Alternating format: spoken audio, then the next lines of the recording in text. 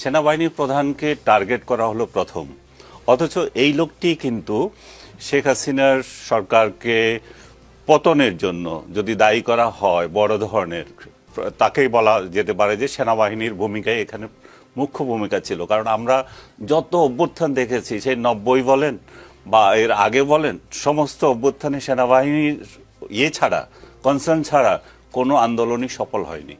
এই জায়গাতেও তাই হয়েছে, কিন্তু তাকেই টার্গেট করা হচ্ছে, তাকেই বলা হচ্ছে যে শেখ হাসিনার সহযোগী, তারপরে ভারতের এজেন্ট, অমুক তমুক এগুলা। এবং আমি দেখলাম রাষ্ট্র কিভাবে নির্লিপ্ত হয়ে আছে। তথাকথিত পলাতক কিছু ইউটিউবার তা সেনাবাহিনীকে গালাগালি করছে।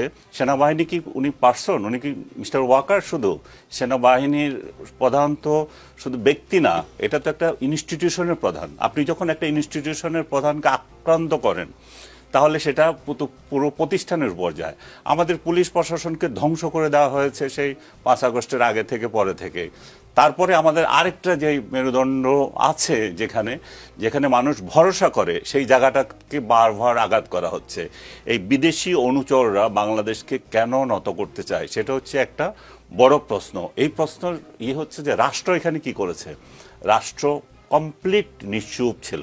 রাষ্ট্র আসলে কি করতে পারে? রাষ্ট্র কি করতে পারে না? রাষ্ট্র প্রথম যে কাজটা করতে পারে, এই সমস্ত পলাতক ইউটিউবারদের চ্যানেল বন্ধ করতে পারে। রাষ্ট্র সেটা করে নেই। এরা কি করে এই ছাগল সম্প্রদায়কে পালে, যেগুলো এদের রাস্তায় গিয়ে কাউ কাউ করে বা সোশ্যাল মিডিয়াতে কাউ কাউ করে, এদের একমাত্র শক্তি কি? 2-4টা ফলোয়ার। আপনি যখন চ্যানেল বন্ধ করবেন, ভারত সহ বিভিন্ন দেশে, আমেরিকাতেও আছে, আপনি যখন এমন কিছু কন্টেন্ট তৈরি করছেন যেটা রাষ্ট্রের জন্য বিশৃঙ্খলা তৈরি করছে, সেটা আমি করি, যেই করুক, আপনি করেন, চ্যানেল বন্ধ করতে হবে। কারণ এটা আপনি এই স্বাধীনতা কাউকে দেয় নাই যে আপনার যা ইচ্ছা তাকে গালি দিবেন। আপনি রাষ্ট্রপতিকে গালি দিবেন, আপনি এই উপদেষ্টাকে গালি দিবেন, আপনি বিভিন্ন রাজনৈতিক দলের নেতাদেরকে গালি দিবেন, আপনি আমাকে গালি দিবেন, উনাকে গালি দিবেন, রুমিনকে গালি দিবেন। আপনার যা ইচ্ছা, যখন ইচ্ছা আপনি তখন আমার মা মাসি ধরে গালাগালি করতে পারেন। তা রাষ্ট্র সেটা দিয়েছে, রাষ্ট্র এটাকে এনকারেজ করেছে। রাষ্ট্রর যে শফিক সাহেব এখন প্রশ্ন তুলেছেন, শফিক সাহেবরা শফিককেও গালি দিয়েছে। তাহলে রাষ্ট্র কি এগুলো প্রিভেন্ট করার কোনো ব্যবস্থা নিয়েছে? নেয় নাই। কারণ হচ্ছে যে দিয়ে দিয়েছে, ওনারা বিপ্লব করেছে। ওনারা আশা করেছিল যে আমরা শেখ হাসিনার বিরুদ্ধে আন্দোলন করেছি।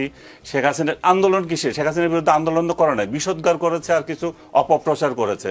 শেখ হাসিনার বিরুদ্ধে যদি আন্দোলন করে থাকে, যারা দেশে আছে, যারা রাজপথে আছে, যারা সংগ্রাম করছে, যারা রক্ত দিয়েছে, তারা করেছে। এরা করেছে এদের ভিউ ব্যবসা। সো এই ভিউ ব্যবসায়ীরা আশা করেছিল যে 5 আগস্টের পরে এটা প্যারিসে বসে আছে, যে আপনি যদি খেয়াল করেন, ইতিহাস যদি জানেন, ইরানে যে বিপ্লব হয়েছিল, খোমেনি কিন্তু প্যারিস থেকে সেই বিপ্লব সংগঠিত করেছিল। হ্যাঁ, তো এই প্যারিস থেকে তখন তাকে প্লেন পাঠিয়ে নিয়ে আসা হলো, রাস্তায় যে আসলো, একদম বাহাবা পেল। এরাও আশা করেছিল এই টোকাইগুলো তাদেরকে নিয়ে আসবে, তারা প্লেন পাঠিয়ে ডক্টর ইউনূস, এবং তারা এসে ঢাকা শহরে এসে করবে, সংবর্ধনা নেবে। কিন্তু ডক্টর ইউনূস এদেরকে পুছে না, এদেরকে তোয়াক্কা করে নাই। এইদের একটা যে হতাশা, এই যে এদের যাদের দুঃখ, এই দুঃখ থেকে এরা ডক্টর ইউনূসকে বলে হটাও ইউনূস, আজকে বলে হটাও ইউনূস, কালকে বলে ইউনূস ভালো কাজ করছে, পরশু বলে আমরা যদি আপনাকে সাপোর্ট না করি তো কেউ করে না। তার মানে কি? তার মানে হচ্ছে একটা রাষ্ট্রের মধ্যে বিশৃঙ্খলা, উচ্ছৃঙ্খলতা সৃষ্টি করে আপনি যে প্রশ্নটা করলেন, নির্বাচনকে পিছিয়ে দেওয়া। আমরা সবাই আশা করছি যে বাংলাদেশ যে অস্থিতিশীলতার মধ্যে যাচ্ছে, এটার একমাত্র সমাধান একটা নির্বাচিত সরকার, এবং যে তারিখ ডিক্লেয়ার করেছে, আমরা সম্মিলিতভাবে চাই যে ডক্টর ইউনূস যাতে সফল হয় এবং নির্বাচনটা যাতে হয়। কিন্তু এরা সেটা দেবে না, কারণ এদের ভিউ ব্যবসা বন্ধ হয়ে যাবে। এরা যে বিদেশের এজেন্ট এবং বিদেশিদের থেকে অর্থ পায়, সেই বিদেশিদের কাছে তাদের জবাবদিহিতা রয়েছে।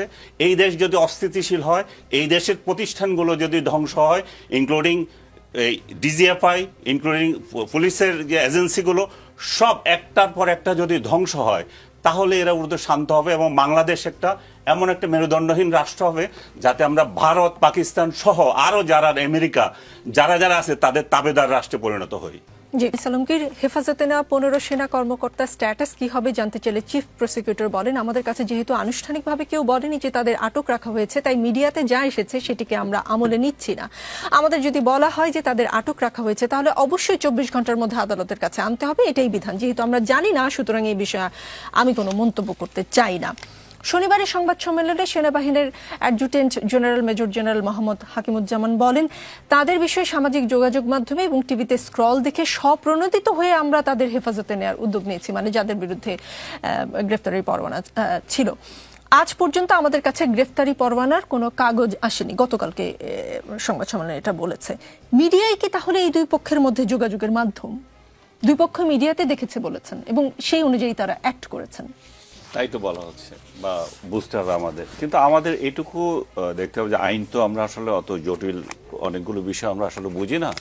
সেনাবাহিনীকে যদি এইখানে প্রোটেকশন দেওয়া হয় প্রচলিত আইনের বাইরে, তাহলে সেটা কি কার্যকরী হচ্ছে কিনা সেটাও কিন্তু দেখার বিষয় আছে। আমরা এই প্রথম দেখছি যে তারা তাদের আদালতের বাইরে এসে একটা পাবলিক আদালতে এই বিচারের সম্মুখীন হচ্ছে, যেটা আমরা অতীতে দেখিনি। তাও এই জন্য মানুষের কাছে এটা বিষয়টা বিস্ময়কর লাগছে। যদি রাষ্ট্রের আইন যদি এটা কভার করে যে তারাও সাধারণ জনগণের মতো তারা এখানে আসতে পারবে, তাহলে ঠিক আছে। আর তারা যেই প্রতিষ্ঠানগুলোতে চাকরি করে এই জিনিসটা কেউ বলছে না, ওই প্রতিষ্ঠানগুলোই তো তাদেরকে ওই প্রোটেকশন দিচ্ছে এবং ওই প্রতিষ্ঠানগুলোর কার্যক্রম নীতিমালা এমন যে সে ওইভাবে অ্যাক্ট করতে পারছে। আমরা এখানে কিন্তু পার্সন খুলে দেখতেছি প্রতিষ্ঠানগুলো কিভাবে করছে। আমি যদি বলি, আমার দৃষ্টিতে 111 থেকে যেই ডিজিএফআই বলেন এবং অন্যান্য সংস্থাগুলো বলেন যাদেরকে অভিযুক্ত করা হয়েছে এই সমস্ত কাজের জন্য, সে প্রধানগুলো থেকে শুরু করে অন্যরা, আমি তো দেখি 111-এ যে স্টাইলে সরকার চলেছিল, শেখ হাসিনা শুধু এটা কন্টিনিউশন